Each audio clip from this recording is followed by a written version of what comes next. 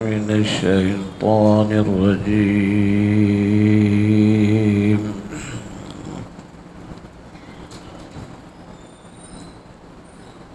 بسم الله الرحمن الرحيم.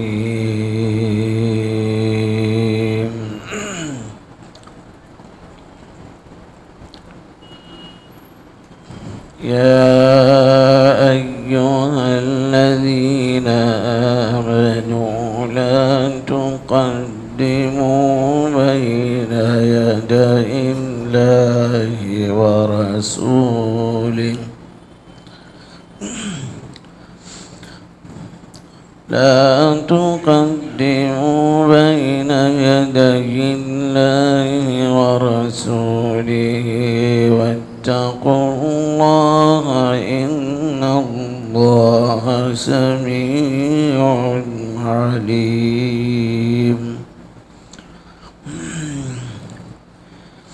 يا أيها الذين آمنوا لا ترفعوا أصواتكم فوق صوت النبي ولا تجهروا له بالقول كجهر بعضكم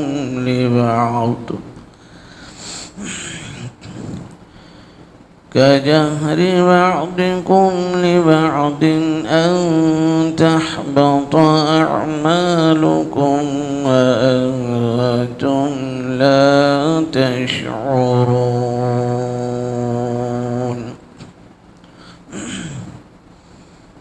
إن الذين يغضون أصواتهم عند رسول الله أولئك الذين امتحن الله قلوبهم للتقوى لهم مغفرة وأجر عظيم. إن الذين ينادونك من وراء الحجرات أكثرهم لا يعقلون.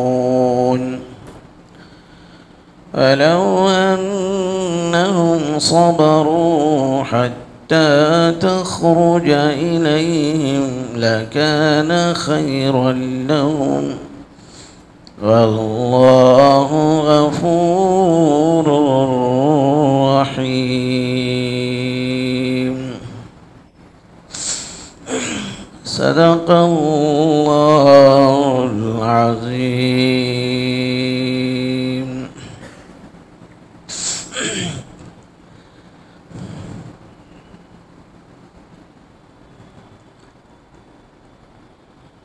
اے ایمان والوں، اللہ اس کے رسول کے حکم سے پہلے تم آگے مت جایا کرو اور اللہ سے ڈرتے رہو. بے شک اللہ سننے والے بھی ہیں، جاننے والے بھی ہیں. اے ایمان والو، تم اپنی آوازوں کو نبی کی آواز پر بلند مت کرو. نہ تم پیغمبر کے سامنے ایسی بڑی آواز سے بات کرو جیسے تم میں ایک آدمی دوسرے سے بات کرتا ہے.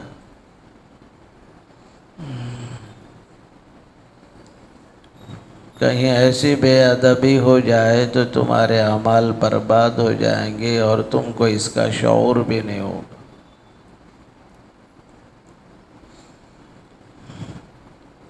جو لوگ اپنی آوازوں کو نبی صلی اللہ علیہ وسلم کے سامنے پست آواز سے بات کرتے ہیں،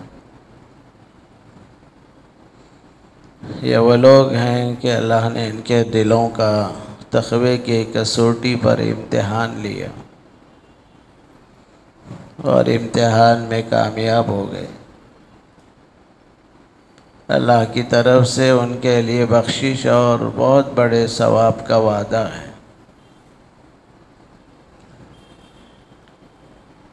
اے پیغمبر، جو لوگ حجرے کے پیچھے سے آواز دیتے ہیں یا محمد اخرج الینا، آپ باہر آئیے، آپ سے بات کرنا، اکثر ایسے لوگ آتے ہیں جن کو عقل ہی نہیں ہے۔ یہ لوگ صبر سے کام لیتے ہیں، پیغمبر کی آمد کا انتظار کرتے ہیں، یہاں تک کہ آپ ان کے درمیان تشریف لے جاتے تو یہ ان کے حق میں زیادہ بہتر تھا۔ اللہ تعالیٰ بخشنے والے بھی ہیں، رحم کرنے والے بھی ہیں۔ سورہ حجرات مدنی سورت ہے۔ اس سورت میں اخلاقیات کا بیان ہے۔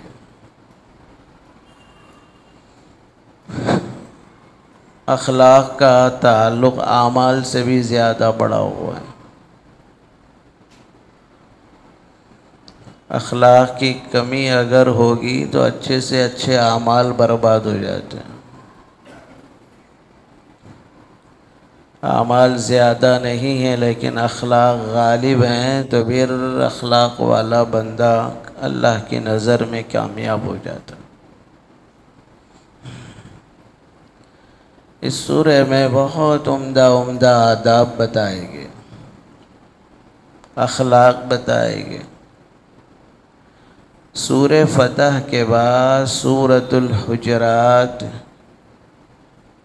جس میں اخلاقیات کا بیان ہے، یہ دونوں صورتوں میں مماثلت یہ ہے، آدمی کو جس کسی شعبے میں کیوں نہ ہو فتح نصیب ہو جائے تو اس کا دامن اخلاق سے خالی نہیں ہونا چاہیے۔ عموماً جب فتوحات کے دروازے آدمی کے لیے کھل جاتے ہیں تو اخلاقیات کا جنازہ نکل جاتا ہے۔ پہلے کچھ نہیں تھے، پیسہ آیا تو ایسا غرور اور گھمنڈ پیدا ہو جاتا ہے کہ کسی کو سلام کرنے کو طبیعت گوارا نہیں کرتی، کوئی سلام کرے تو نیچے حیثیت والا آدمی ہے کہہ کر سلام کا جواب بھی نہیں دیتا۔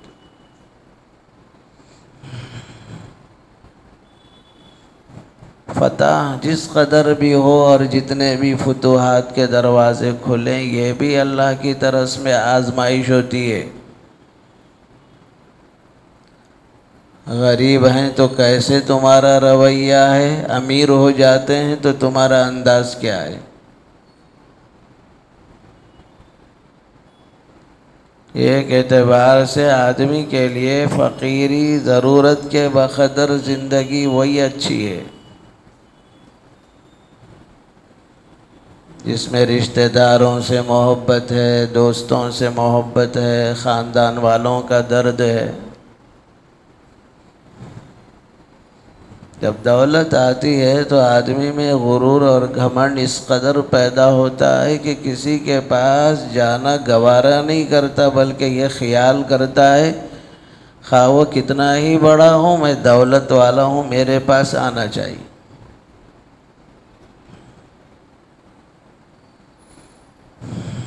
سورہ فتح کے بعد اخلاقیات والا سورہ اسی لیے بیان کیا گیا اور مسلمانوں کو یہ بتایا گیا، مسلمانوں زندگی کے کتنے ہی میدان تم نے فتح کیوں نہ کر لیا ہو، اخلاق کا دامن کبھی تمہارا چھوٹنا نہیں چاہیے۔ تم عمل کتنا ہی بھاری سے بھاری کر لو، لیکن تم میں اخلاق نہیں ہے تو سمجھو دین نہیں ہے۔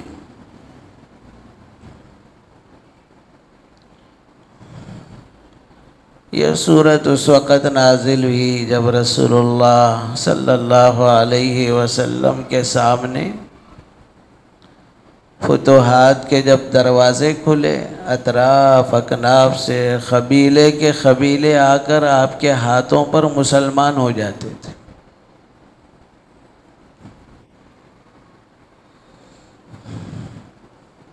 ایک بڑا قبیلہ حضور اکرم صلی اللہ علیہ وسلم کی خدمت میں آنے لگا، جو قبیلہ بنو تمیم کہلاتا ہے۔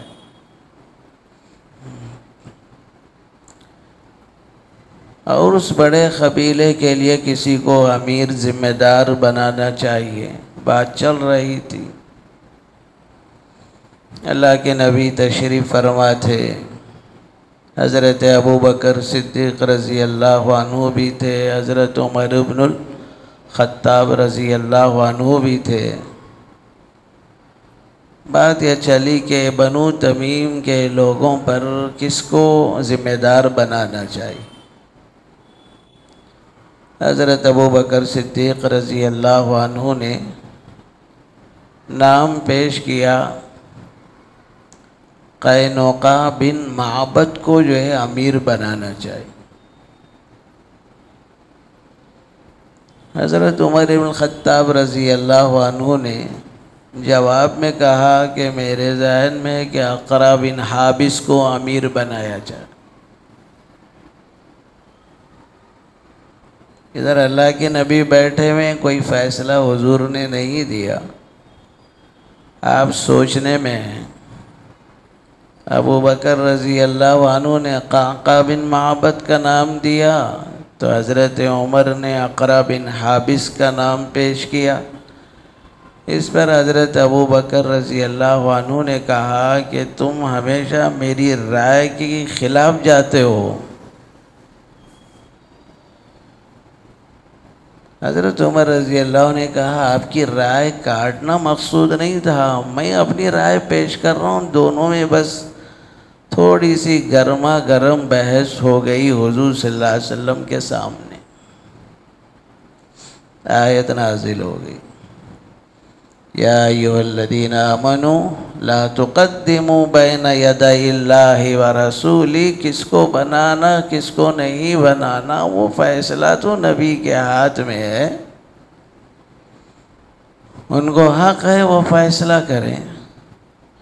نبی کی بات سے آپ اوٹیک کر کے اپنی بات ابو بکر تم پیش کرنے لگے، اور جواب میں عمر تم نے بھی اپنی بات پیش کر دی، جبکہ اللہ کے رسول کا کیا منشا ہے اور اللہ کے نبی کیا فیصلہ دینے والے ہیں۔ جب نبی موجود ہیں تو ہمیں رائے زنی کا کیا حق پہنچتا ہے۔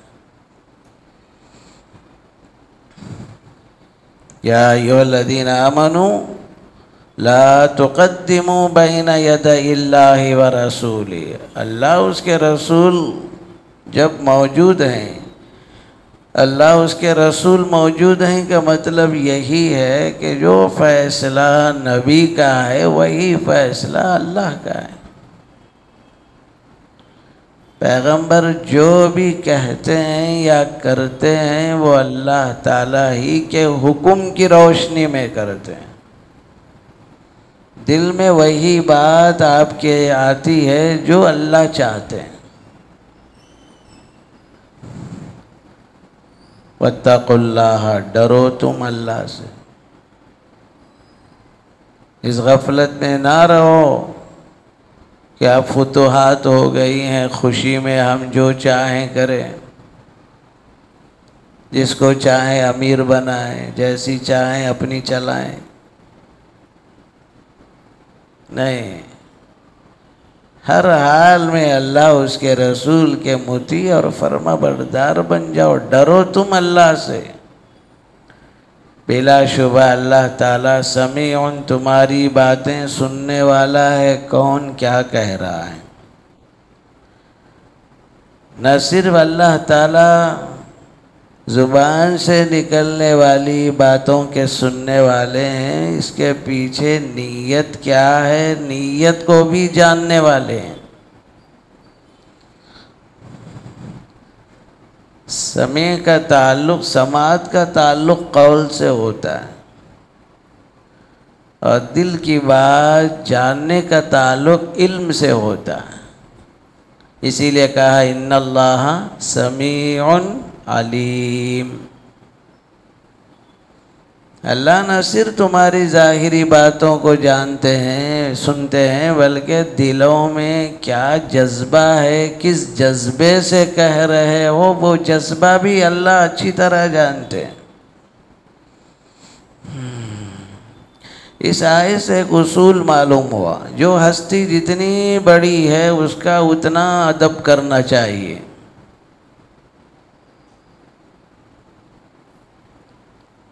جو ہستی جتنی بڑی ہے اس کا اتنا ادب کرنا چاہیے، اس ہستی سے اپنی کوئی بات اوٹیک نہیں ہونا چاہیے۔ باپ موجود ہے، بھائی ہیں، مختلف باتیں چل رہی ہیں، ماشاءاللہ بچوں کو دیکھو، پہلے زمانے میں باپ کے سامنے آواز نکالنے میں اولاد ڈرتی تھی، آج کی اولاد صاف بولتے ہیں آپ کو کچھ نہیں معلوم جی، چپ بیٹھو۔ توبہ توبہ، معاشرہ تباہ ہو چکا ہے۔ یہ ادب بتایا گیا، باپ کو جتنا تجربہ ہے تم کو تھوڑا ہی تجربہ ہے، باپ کی جتنی عقل ہے وہ عقل کو تم تھوڑا ہی پہنچے ہو۔ کیا ڈاکٹر بنتے ہی تمہاری عقل باپ سے بھی آگے بڑھ گئی؟ انجینئر بنتے ہی کیا تمہاری عقل تمہارے باپ سے آگے بڑھ گئی؟ جس باپ نے تمہیں پالا پوسا تب جا کر تم کو عقل شعور آیا ہے، تو اس باپ کو کتنی عقل اور شعور نہیں ہے جو سالوں سال زندگی اس نے تمہارے ساتھ گزار دی ہے۔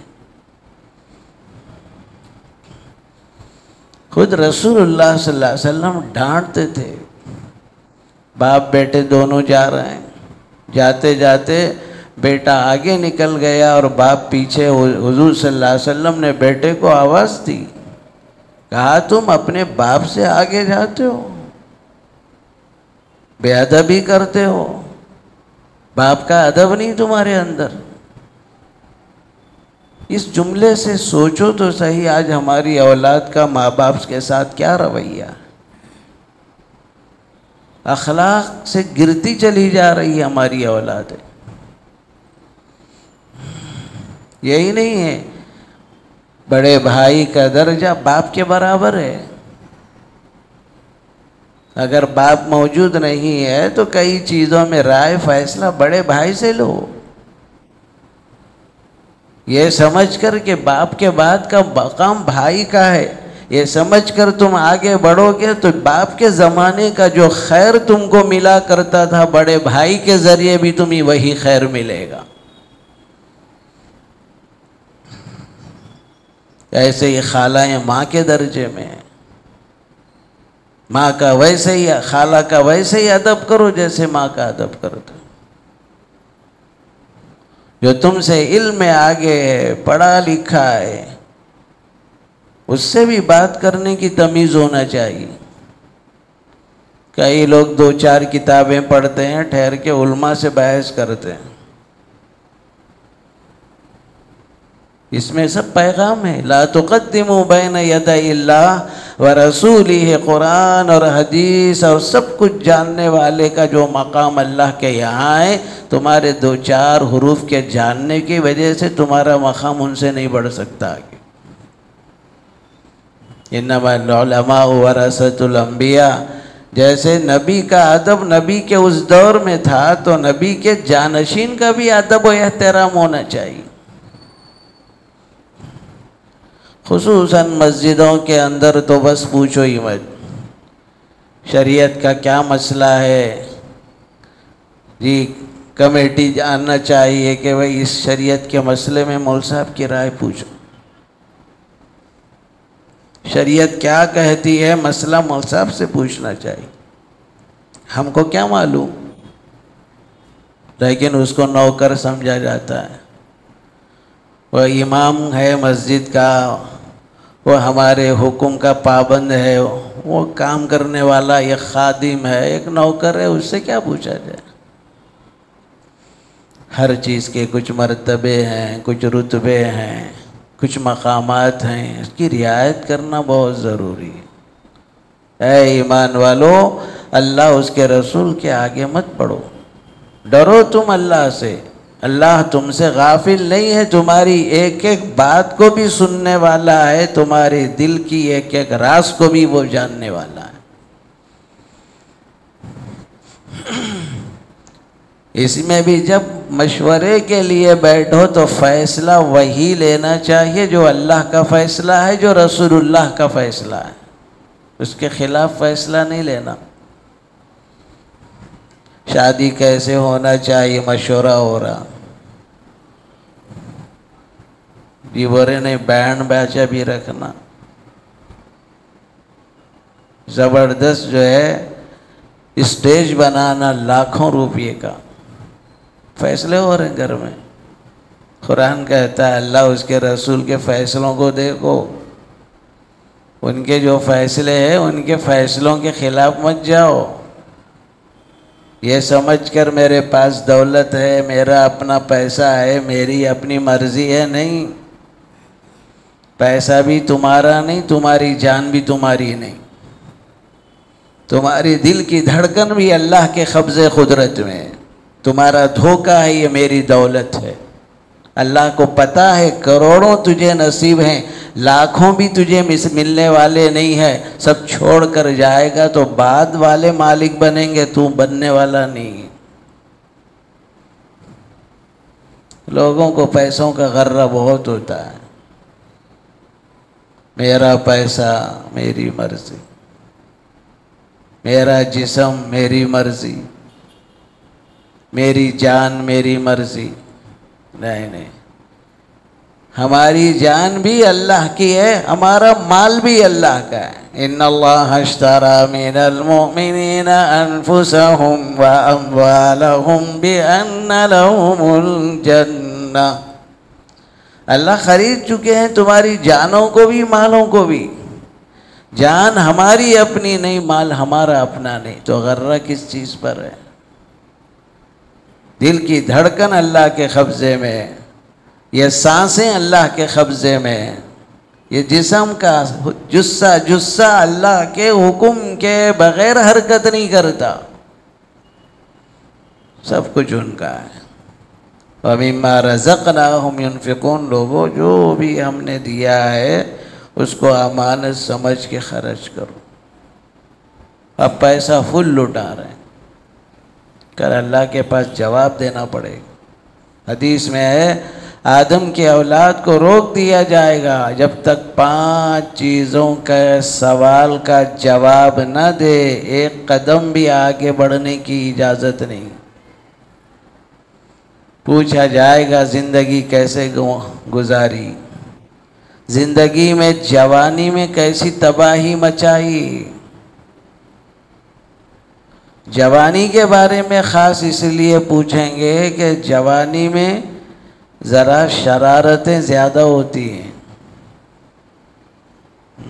اسی لیے ایک جوان کا سجدہ اللہ کے یہاں بڑھاپے کے 1000 سجدوں سے افضل ہے۔ عام طور پر لوگوں کا بھی ذہن ابھی جوان ہے نا مول صاحب، بچہ کرنے دو، عمرج کیا ہے اس کی، 25 سال کا ہے، عمرج کیا ہے؟ وعن شبابی، اللہ میں پوچھیں گے جوانی کیسی برباد کی تھی، کہاں کہاں برباد کی تھی، راتوں میں کس کس سے چاٹنگیں چلتے تھے، کس سے دوستیاں چلتی تھیں، کس سے یاریاں کرتے تھے، پوچھا جائے گا۔ پھر یہ بھی پوچھا جائے گا جو مال کمایا تو کس راستے سے کمایا، حلال راستہ کہ حرام راستہ، لوگوں کے ناجائز زمینوں پہ قبضہ کر کے تو نہیں کمایا۔ بہت سے لوگ ہیں زمین بھی قبضے، گھراں بھی قبضے، اللہ معاف کرنے والا ہے مول صاحب۔ علماء نے لکھا ہے کہ کوئی آدمی گناہ کرتے ہوئے یہ کہہ رہا ہے کہ اللہ معاف کرنے والا ہے تو اس سے بڑا گنہگار دنیا میں کوئی نہیں۔ بلکہ ایک بزرگ نے کہا اللہ معاف کرنے والا ہے، یہ جملہ پورے معاشرے کو تباہ کر دیا۔ شوہر کی نافرمانی کر رہے، بیوی بول رہی اللہ معاف کرنے والا، شوہر زیادتی کر رہا ہے، یہ بول رہا اللہ معاف کرنے والا، پڑوسی کے جو ہے حقوق دبائے جا رہے ہیں، زمینیں ہڑپ کر رہے ہیں، قرضہ لے رہے ہیں، لوگوں کو ڈبا دے رہے ہیں، کاروبار کے نئے نئے یہ باغ دکھا رہے ہیں اور لاکھوں کروڑوں روپے ڈبا دے رہے ہیں، نہیں اللہ معاف کرنے والا۔ یہ اللہ معاف کرنا، یہ جملہ پورے معاشرے کے بیڑے کو غرق کر دیا، تھوڑا ہی معاف کرے گا وہ۔ اصول بتا دیا، میری ذات سے متعلق کوئی چیز ہے میں معاف کر دوں گا، لیکن بندوں سے متعلق اگر کوئی بھی چیز باقی ہے تو اللہ کہتے میں معاف نہیں کروں گا جب تک بندہ معاف نہ کرے۔ اس لیے بھائیوں، اللہ کے فیصلے کیا ہیں؟ بیٹھ کر مشورے کرتے ہیں شادی کے، کوئی بھی فیصلہ لو تو دیکھو ادھر اللہ کا کیا فیصلہ ہے، نبی کا کیا فیصلہ ہے۔ اگر ہم نے نکاح میں، شادی بیاہ میں، تقاریب میں ایسی باتوں کا فیصلہ لیا جو فیصلہ اللہ کے فیصلے کے خلاف ہے، نبی کے فیصلے کے خلاف ہے، تو بھی آیت کہہ رہی ہے ایمان والو لا تقدموا بین یدی اللہ ورسولہ، یا ایمان والو اللہ اس کے رسول کے فیصلے کے آگے مت جاؤ۔ اخلاق بہت ضروری، اور پھر یہ بھی بتایا گیا جو ہستی جتنی بڑی ہے اس کا اتنا ادب کرو۔ رسول اللہ صلی اللہ علیہ وسلم اس روئے زمین میں اللہ کے بعد سب سے اونچی ہستی، سب سے اونچی ہستی، کہ بعض مرتبہ بعض صحابہ حضور صلی اللہ علیہ وسلم سے بات کرتے تھے تو ان کی آواز نبی کی آواز سے بلند ہو جاتی تھی۔ اللہ کی ہستی بھی بڑی ہے تو اللہ کا گھر بھی بڑا ہے، اللہ کے گھر میں بھی آواز بلند نہیں کرنا چاہیے۔ کئی لوگ ہیں جو مسجدوں میں آ کے شور کرتے ہیں، مسجدوں میں لڑائیاں ہو رہی، مسجدوں میں گالی گلوچ ہو رہی، احترام سب ختم ہو گیا مسجدوں سے، حتیٰ کہ دنیا کی باتیں کرنا مسجد میں منع ہے۔ جب باتیں ہوتی ہیں مسجد میں تو سب سے پہلے فرشتہ محبت سے کہتا ہے اسکت یا ولی اللہ، اللہ کے دوست خاموش ہو جا، اللہ کے گھر میں ہے تو۔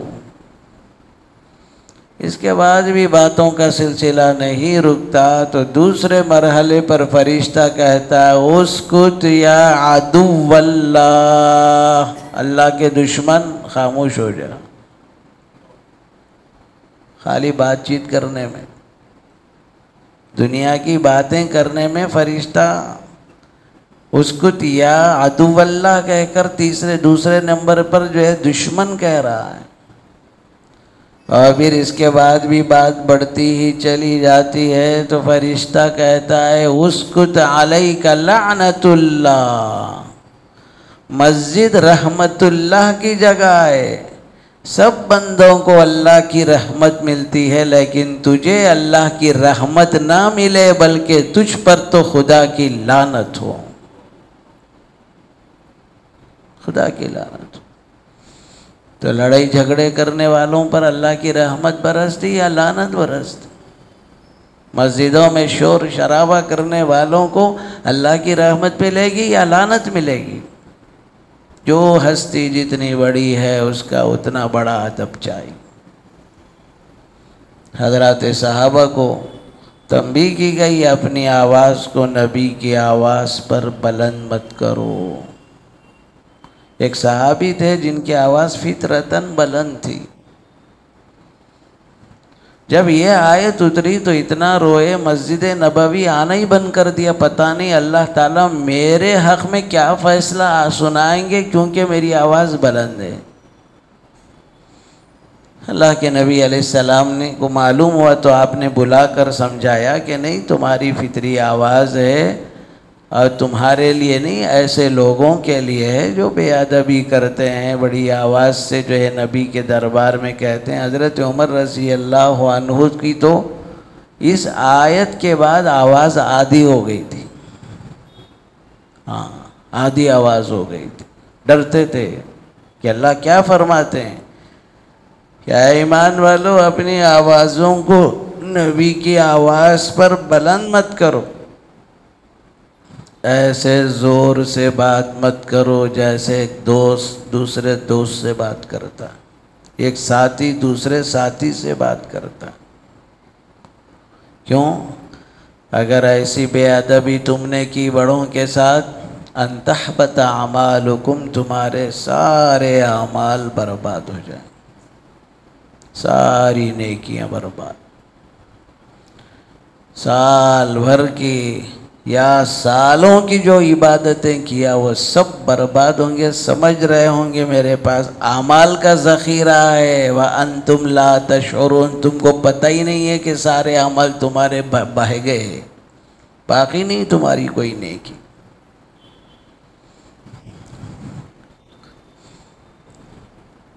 اس آیت کا مصداق علماء نے یہاں تک لکھا ہے کہ حضور اکرم صلی اللہ علیہ وسلم کے حین حیات آواز بلند کرنا منع ہے، ایسے ہی پیغمبر علیہ السلام کی وفات کے بعد بھی مسجد نبوی میں بآواز بلند بات کرنا، شور و شرابہ کرنا بھی منع ہے.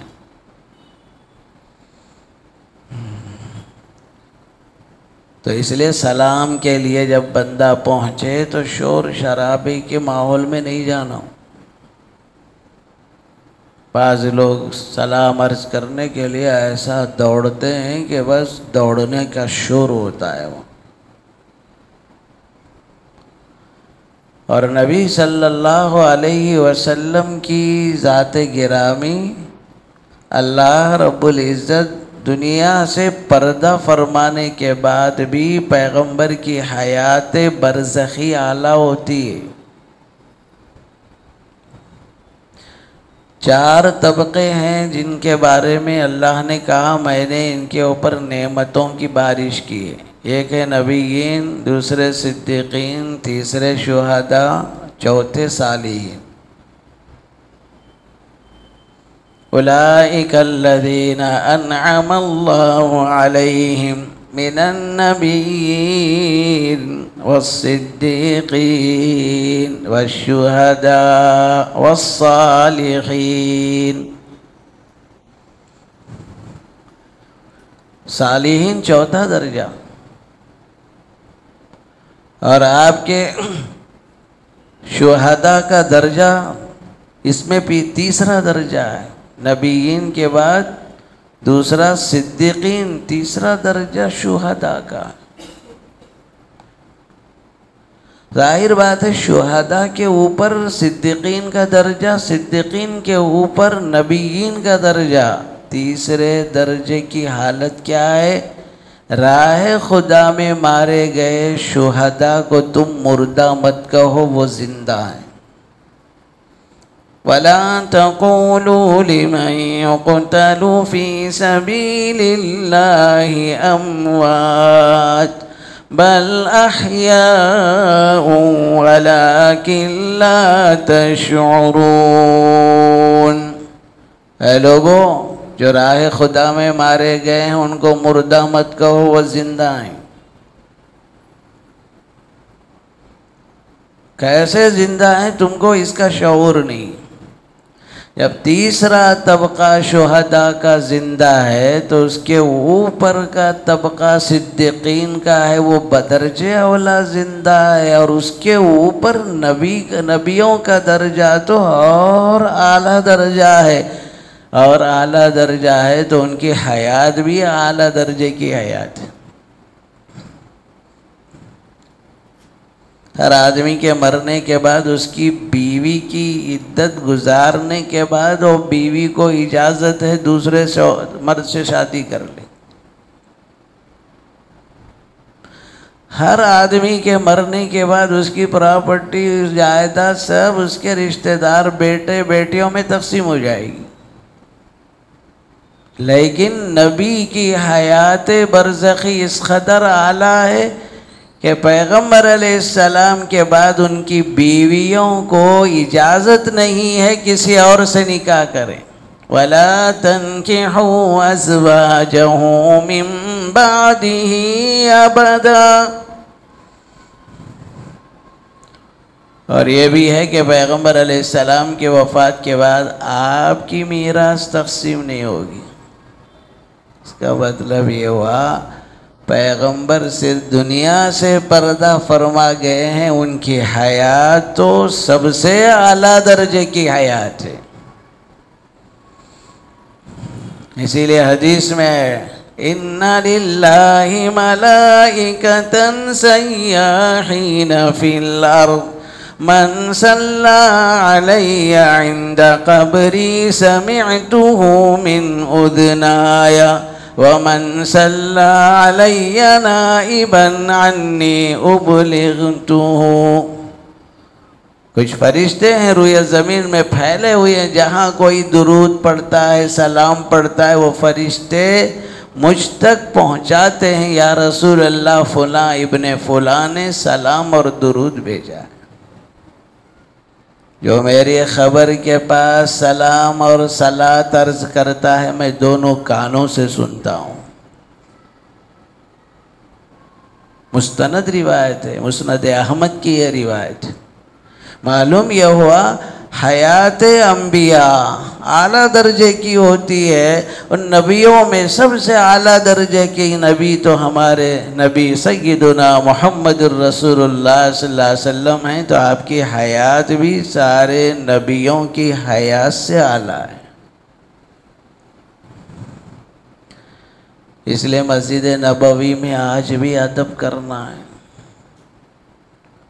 دوڑنا نہیں ہے، شور شرابہ کرنا نہیں ہے. اسی لیے قرآن کہتا ہے کہ کہیں ایسا نہ ہو کہ تمہاری بے ادبی وہاں ہو، پھر اللہ تبارک و تعالیٰ تحبط اعمالکم، تمہارے سارے اعمال برباد ہو.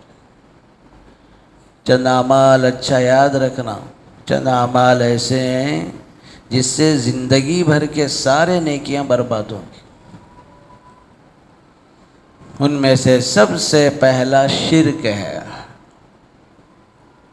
جو کوئی مشرک ہو گیا ختم، سارے اعمال اس کے برباد ہو گئے. لَإِنْ أَشْرَكْتَ لَيَحْبَطَنَّ عَمَلُكَ. اگر تم شرک کرو گے تمہاری نیکیاں سب برباد ہو جائیں. اور دوسرا یہاں پیغمبر علیہ السلام کی بے ادبی، نبی کی بے ادبی ذرا بھی ہو گئی تو پھر سارے اعمال برباد ہو جائیں. اور تیسرا اللہ کے گھر میں بیٹھ کر دنیا کے تبصرے یا غیبتیں یا شور شرابہ، اس سے بھی نیکیاں برباد ہو جاتی.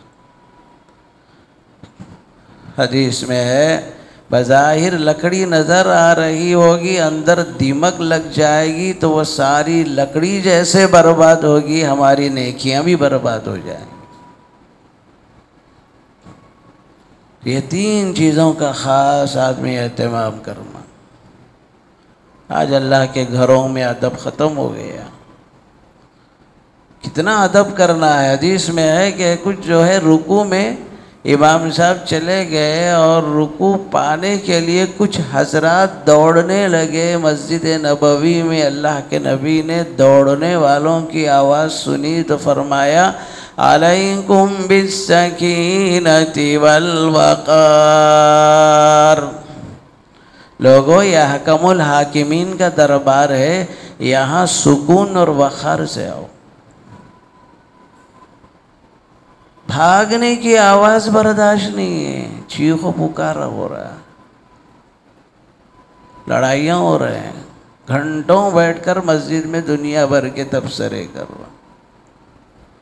مسجدوں میں آؤ تو زبان کو لاک ڈال دو۔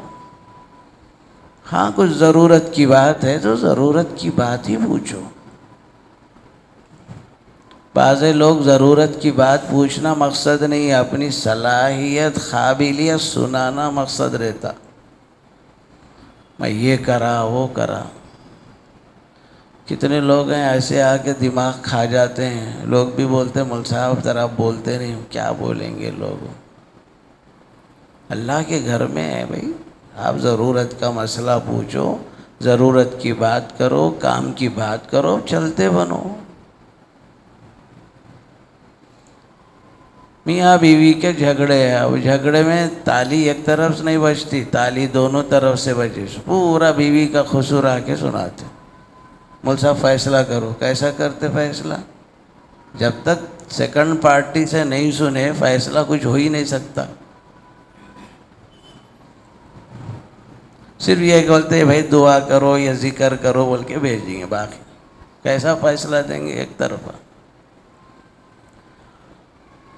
بہرحال بھائیو، بہت بڑا پیغام اللہ قرآن میں دیتے ہیں، اے ایمان والو یاد رکھو، اپنی آوازوں کو پس رکھو، بلند آواز سے بھی تم بات مت کرو۔ صحابہ اللہ کے نبی کی صحبت پائے ہوئے، انہوں نے بہت کچھ حضور سے سیکھا، ادب سیکھا، اخلاق سیکھے، اعمال سیکھے، نیکیوں کے کرنے کا طریقہ سیکھا، اخلاص سیکھا، احسان سیکھا۔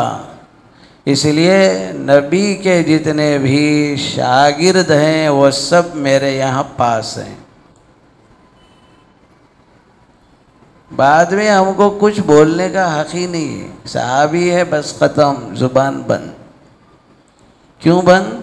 اللہ میں بتا رہے ہیں، اولئک الذین امتحن اللہ قلوبہم للتقوی، میرے محبوب کے تمام ساتھیوں کا میں نے امتحان لیا ہے۔ امتحان کس کا لیے؟ ظاہری نماز سے بڑھ کر دل میں کتنا اخلاص ہے۔ تم ان کے ظاہر کو دیکھتے ہو، ہم ظاہر کو بھی دیکھتے ہیں، باطن کو بھی دیکھتے ہیں۔ ہم صرف یہی کہہ سکتے ہیں صاحب نماز ہوئی تو آپ کی ظاہر کے اعتبار سے نماز ہوئی، مگر دل میں کیا غرض ہے اللہ کو معلوم۔ آج کل لوگ نمازیں بظاہر پڑھنے کے لیے آتے ہیں، نیتوں میں کچھ اور فطور ہے۔ ایک نوجوان جو کبھی بھی مسجد میں آتا نہیں تھا، اچانک عصر میں ظاہر ہو گئے، ساتھیاں خوش ہو گئے، ماشاءاللہ اللہ کے گھر میں آ گئے آپ، بہت خوشی ہوئی آپ کو دیکھ کر، نماز کے پابند ہو گئے۔ تو کہنے لگا نہیں، وہ بچی والے انکوری کے واسطے مسجد کو آ رہے تھے، اس لیے نماز کو آیا میں۔ کیا مطلب؟ نماز میں دیکھیں گے تو ارے بچہ کیا پابند ہے صاحب، پہلی صف میں دیکھا میں، جلدی بچی دے دینا بول کے۔ عجیب حالات۔ اللہ تو وہ ہے جنہوں نے صحابہ کے دلوں کے اندر تقوی کا امتحان لیا، وہ پاس ہونے کے بعد کہہ دیا رضی اللہ عنہم ورضوا عنہ، اللہ راضی ہو گیا ان سے۔ صحابہ سب نبی اللہ سے بھی راضی ہو گئے۔ جب اللہ راضی ہو گئے تو ختم ہے۔ عام پبلک کا مسئلہ الگ ہے، شہزادوں کا مسئلہ الگ ہے۔ شہنشاہ ایک فیصلہ کہ ہم شہزادوں کی لڑائی لے کے بیٹھے، ان حق پہ ہے، ان حق پہ نہیں ہے، ان سچا ہے، ان سچ پہ نہیں ہے، انہوں صحیح ہے، انہوں صحیح نہیں ہے۔ ہمارے بولنے سے سوائے ہمارے زبان کے گناہ کی کوئی اور چارہ نہیں۔ صحابہ سب شہزادے ہیں، سرکار دو عالم صلی اللہ علیہ وسلم کی ان کو صحبت ملی ہے، بس وہ نسبت ہی سب کچھ ان کے لیے کافی ہے۔ ہمیں کوئی حق نہیں ہے زبان کھولنے کا۔ خطائیں ہوئی ہیں، ہاں ٹھیک ہے، انسان ہے، خطا انسان سے بھی ہوتی، جس سے نہیں ہوتی وہ تو فرشتے ہیں۔ اور پھر اللہ کیا کہتے لہم مغفرہ، جو کچھ بھی میرے نبی کے شاگردوں کے ساتھ خطا ہے یہ سب معاف کر دیا میں نے۔ جب معاف ہو گئے تو بحث کیوں؟ وَأَجْرٌ عَظِيمٌ، ان کا جو اجر ہے کہیں تم کے اجر سے کہیں زیادہ بڑا ہوا ہے۔ ایک ایک صحابی اگر ایک کھجور صدقہ کر دے یا ایک مد گیہوں، آدھا سیر گیہوں راہ خدا میں خرچ کر دے، بعد والا شخص ایک احد پہاڑ سونا اللہ کی راہ میں خرچ کر دے۔ احد پہاڑ 7 کلومیٹر پہ پھیلا ہوا ہے، اتنا بڑا سونا اندازہ لگائی تو بھی صحابی کے ایک جو ہے مد اور ایک کھجور کو نہیں پہنچ سکتے۔ کیوں؟ ان کا جو ایمان ہے سب سے اعلیٰ درجے کا، ان کا جو یقین ہے سب سے اعلیٰ درجے کا، ان کا جو اخلاص ہے سب سے اعلیٰ درجے کا، اس لیے وَأَجْرٌ عَظِيمٌ، ان کو بہت بڑا اجر ملنے والا ہے، جن کو بڑا اجر ملے گا۔ اور ہماری اپنی زبانوں کو قابو میں رکھنا ہے۔ اللہ کے نبی نے کہا تم اذا رأیتم یسب اصحابی، اللہ کے نبی علیہ السلام نے فرمایا جو میرے کسی بھی صحابی کو برا بھلا کہے خاموش مت بیٹھو، فقولوا لعنت اللہ، جواب میں کہو اللہ کی تیرے اوپر لعنت، اللہ کی لعنت، حدیث ہے یہ۔ اس لیے بھائیو ایسے لوگ سوشل میڈیا پر صحابہ کے بارے میں بہت کچھ کیچڑ اچھال رہے ہیں اور لوگ ان کی باتوں میں آ رہے ہیں، حتیٰ کہ بعض اہل علم علماء حق بھی بک جا رہے ہیں اس مسئلے میں۔ اس لیے ہم کو خاموش رہنا ہے، زبانوں کو حضرات صحابہ کرام کی شان میں گستاخی سے بچانا ہے۔ اس لیے اللہ نے کہا لَهُمْ مَغْفِرَةٌ وَأَجْرٌ عَظِيمٌ، اللہ ان کے لیے بڑی بخشش ہے، بہت بڑا اجر ان کو ملنے والا ہے۔ بہرحال اللہ تعالی ہم سب کو کہنے سننے سے زیادہ عمل کی توفیق عطا فرمائے۔ بہت پیارے اخلاق ہیں سورہ حجرات میں، اس کی تفسیر کو اہتمام سے سننے کا معمول بنانا چاہیے۔ اللہ تبارک و تعالی سب کو علم و عمل کی دولت سے مالا مال فرمائے۔ اللہم لک الحمد کلہ ولک الشکر کلہ بیدک الخیر کلہ، اللہم انا نسألک الخیر کلہ ونعوذ بک من الشر کلہ، یا حی یا قیوم برحمتک نستغیث، لا الہ الا اللہ وحدہ لا شریک لہ، لہ الملک ولہ الحمد یحیی ویمیت وہو علی کل شیء قدیر، رب اغفر وارحم انت خیر الراحمین والحمد للہ رب العالمین۔ دیکھیے بھئی